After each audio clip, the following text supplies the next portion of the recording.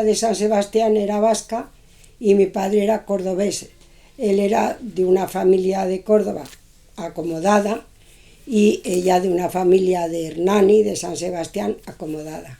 Se conocieron en Madrid porque mi madre tuvo una apendicitis aguda y mi padre, que estaba de médico interno, estudiando interno en el Hospital de los Dolores, en la calle San Bernardo, pues pasó consulta con el médico y luego se hizo pasar por médico. El caso es que ligaron y se hicieron novios. Él acabó la carrera aquí en San Carlos, que era lo que ahora es el Princesa Sofía, o el Reina Sofía, el museo, y eso era la Universidad de Medicina de Madrid, y cuando acabaron se casaron y se fueron a vivir a Córdoba. Allí en Córdoba, dos familias acomodadas, pues tuvieron una buena casa y 4 hijos. Ellos eran anteriores a la guerra y yo después de la guerra. Yo fui eso de una alegría para el cuerpo cuando acabó la guerra. Entonces, bueno, vivían plácidamente, bien, cómodamente, y entonces, eso sí, mi padre era médico de la Diputación y del Ayuntamiento. Había sacado, pues no sé, entonces debía haber algún tipo de oposición o algo, o de méritos, y el caso es que era médico. Y mi padre iba mucho a las ermitas de Córdoba a atender a los gitanos que vivían allí en una miseria espantosa, y pues se dedicaba a eso, principalmente a cumplir su misión de médico y a ir a las ermitas de Córdoba. Y luego, como todos los señores de aquella época, tenía una tertulia después de comer, tomando café, en la que había varios médicos, entre ellos mi padre, y había también otras profesiones, había algún maestro, y había un abogado que era el sobrino de Azaña. Y entonces esa tertulia pues charlaban de todo, me imagino que de toros y de lo que hubiera en la época. Mi padre era una promoción de alumno de Ramón y Cajal, y Ramón y Cajal a todos sus alumnos les introdujo, de alguna manera les despertó el gusanillo de la investigación, y entonces mi padre participó en la investigación del paludismo y en la investigación y tratamiento de la sífilis, que ya había muchísima sífilis, y en los gitanos no te quiero contar, en las ermitas, y mi padre abrió una pequeña consulta en Córdoba a las 2 de la tarde, para que nadie, los que fueran enfermos, no pudiera nadie señalarlos con el dedo, porque a esa hora todo el mundo estaba comiendo y en su casa.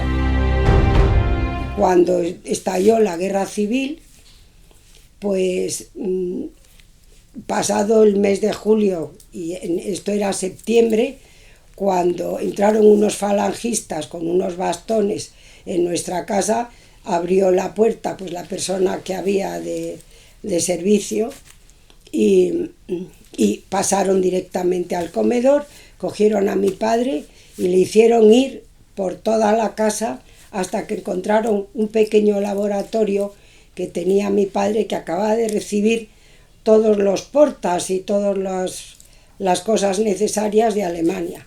El caso es que ya lo cogieron, como no había sitio en la cárcel, lo llevaron al Alcázar de los Reyes Cristianos, y allí en las mazmorras, en los sótanos, tenían a muchísima gente metida.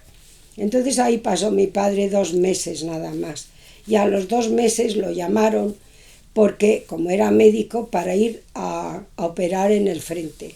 Los heridos, pues que iban cayendo como moscas, claro, porque la gente no estaba preparada y no había ejército que los defendiera. Entonces, allí, cuando estaba en el frente operando, cuando ya pasó el frente de Córdoba, que se movió hacia Badajoz y todo eso, pues entonces ya mi padre se encontró que no sabía qué hacer. Pero un amigo de mi padre, que era un señor muy importante, monárquico, y los monárquicos apoyaron a Franco, porque Franco les dijo que iba a traer la monarquía a España, luego la trajo a última hora, pero vamos, los monárquicos en principio pensaron que inmediatamente Franco y Mola, porque el levantamiento no fue de Franco, fue de Mola, y entonces que los iban a traer al rey, que era lo que querían ellos. No fue así. Entonces, no obstante, ya después de lo del frente, parecía bochornoso mandarle otra vez a la cárcel y lo dejaron ir. Y entonces mi padre y mi madre, con mis 4 hermanos, que mi madre había pasado pues mucha penuria porque fue vendiendo todas las sábanas, todo lo que tenían, todo, y ahí había un personaje siniestro que Franco lo echó. ¿Cómo sería el personaje? Que decía, no, yo puedo hacer algo, pero los de arriba me piden que pongan todo el dinero que puedan. Entonces mi madre dio sus anillos de casada, todas las joyitas que podía haber en la casa o que podían tener, joyas buenas, joyas regulares, y probablemente todo arrampló con todo, y luego a ese señor lo destituyeron, eso es verdad. Pero con nada, porque no les quedaba nada, las cosas buenas de valor, y todo fue saliendo de la casa para subsistir durante la guerra. Fueron a vivir a Espejo, y allí, al acabar la guerra, pues claro, de la alegría de reencontrarse con sus hijos y todo eso, me encargaron y nací yo. Y ya de allí, mi padre y mi madre, pasado un tiempo, se fueron a Córdoba otra vez. Pero ya mi padre iba enfermo, entonces tuvo 3 derrames cerebrales, uno se recuperó, otro se recuperó y al tercero se murió. Murió con 44 años en el año 42. Yo tenía 2 años. Y mi madre le siguió 3 años después, pero mi madre murió de una septicemia. Y la pena que luego hemos sentido toda la familia, es que en Madrid ya se empezaba a vender las sulfamidas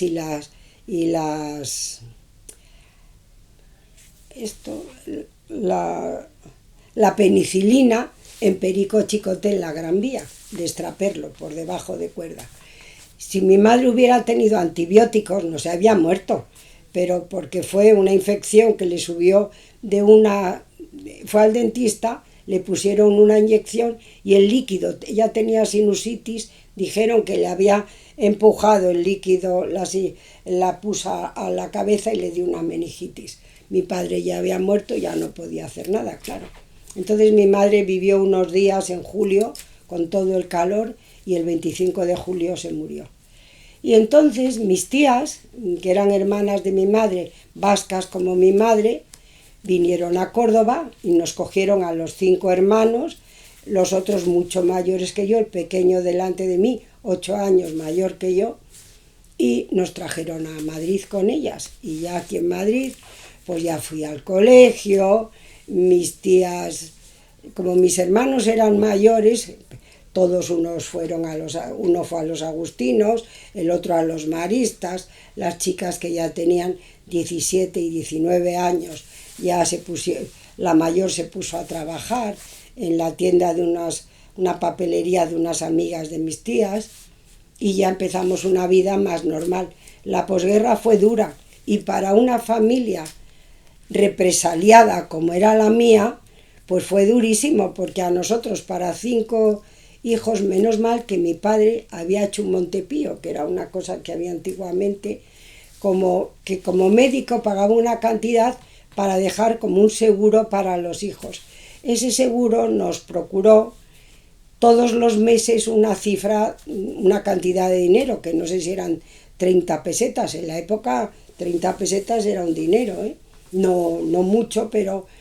Y luego eso, y que había un racionamiento terrible, se pasaba hambre.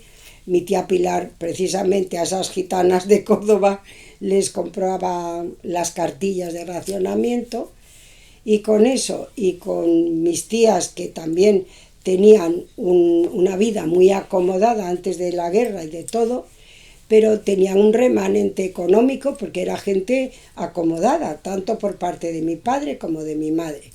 A mi padre y a mi madre no les quedó nada, pero a mis tías sí, y con ese al principio, y luego mi tía Pilar se hizo extraperlista.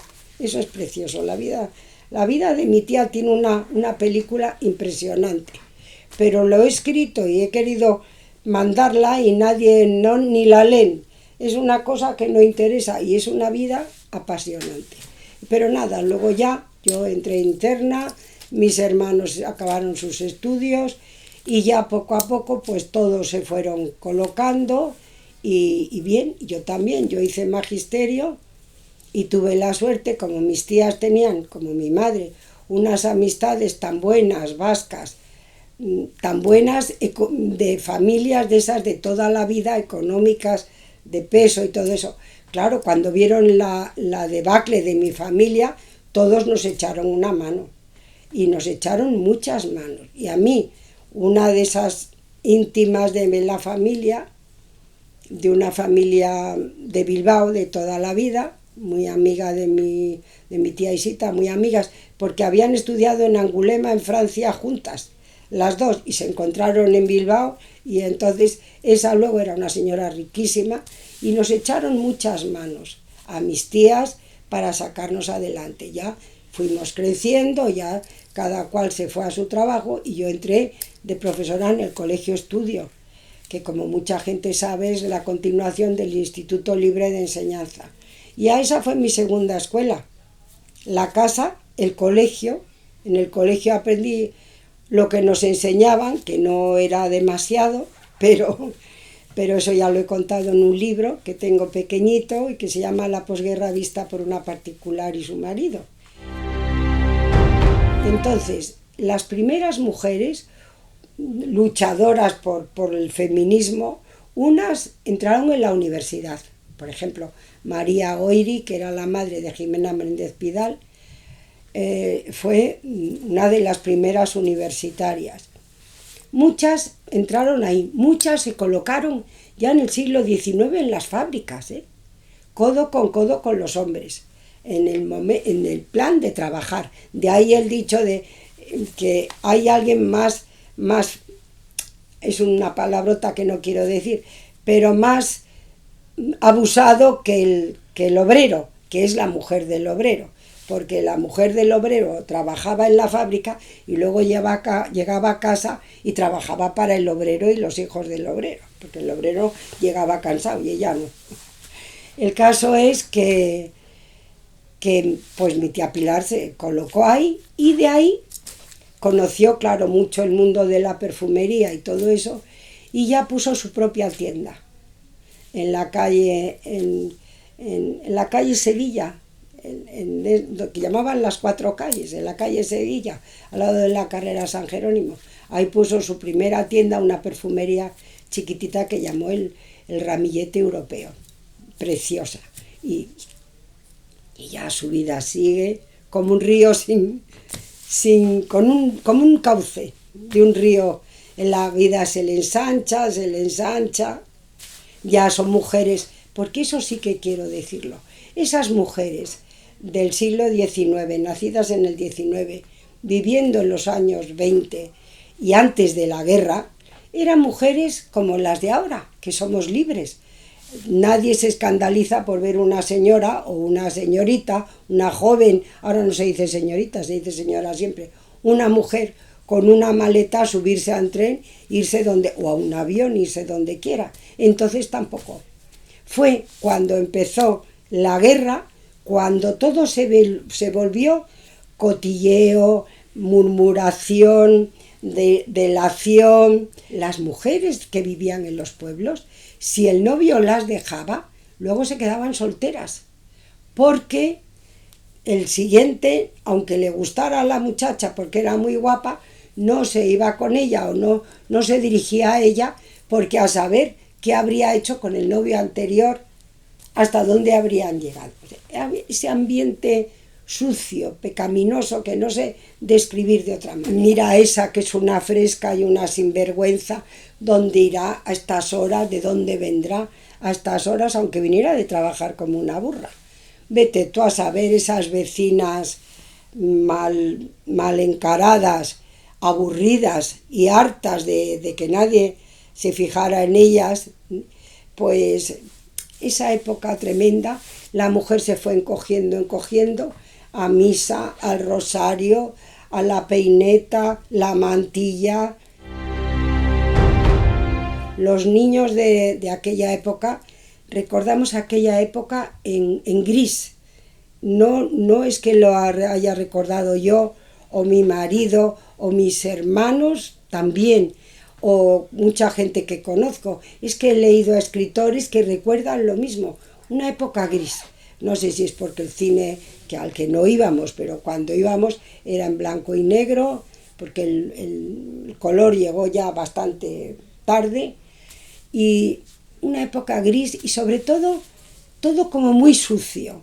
Sucio en el sentido de que una mente podrida, lo que piensa siempre es oscuro y sucio, del vecino, del que pasa, del que tiene, del que no tiene, siempre piensa mal. Entonces una mente limpia piensa con limpieza, pero había ese humus de suciedad, que la confesión, todo el rato el golpe de pecho, la confesión. Cuento en mi libro, y es una anécdota auténtica, y con esto termino. Una noche estábamos en el cine, mis hermanos, estábamos todos en un cine de sesión continua, y había un pasillo en el centro. No era de sesión continua, era un cine, no sé qué cine era, no me acuerdo. Sé que estábamos en este lado y había una pareja que al mirar así para atrás vieron unos amigos en el otro lado del pasillo central. Entonces se levantaron, ¡ay! Entonces se levantaron a saludarles. Y cuando llegó él delante de la pantalla, en el centro del pasillo, se arrodilló y se santiguó. Eso lo he visto yo con mis ojos. Arrodillarse con una rodilla y santiguarse como si estuviera en la iglesia. La costumbre.